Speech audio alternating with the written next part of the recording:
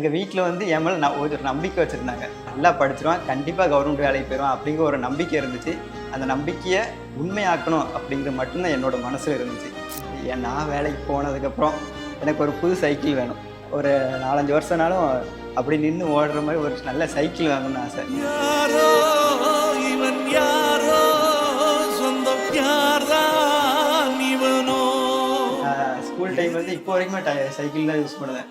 அந்த சைக்கிள் எப்படின்னா, அந்த மெய்யழகுன்னு ஒரு படம் இப்போ ரீசெண்டாக ரிலீஸ் ஆகிடுச்சு. அதுவும் ஒரு கேரக்டர் தான். அதே மாதிரி என் லைஃப்பில் என் சைக்கிளும் ஒரு கேரக்டர் தான். லாக்டவுன் டைமில் ஒருத்தன் கொடுத்து ஒருத்தனோட சைக்கிள் நான் வாங்கி ஓட்டுறேன். இப்போ நான் இன்னொரு ஃப்ரெண்டோட சைக்கிள் வாங்கியிருக்கேன். அதே மாதிரி சைக்கிள் என் லைஃப்பில் ஒரு ட்ராவல் பண்ணிக்கிட்டே இருக்குது. அம்மா அப்பாவுக்கு சொல்லணும்னா வீடு தான், ஒரு சொந்த வீடு அப்படிங்கிறது ஒரு பெரிய கனவு. நாங்கள் வேலைக்கு போகணும், எங்கள் அம்மா அப்பா எங்கள் உட்காந்து பார்த்து சந்தோஷப்படணும் அப்படிங்கிற மாதிரி ஒரு வீட்டில் இருந்து அவங்கள நான் பார்க்கணுன்னு ஆசைப்படுவேன்.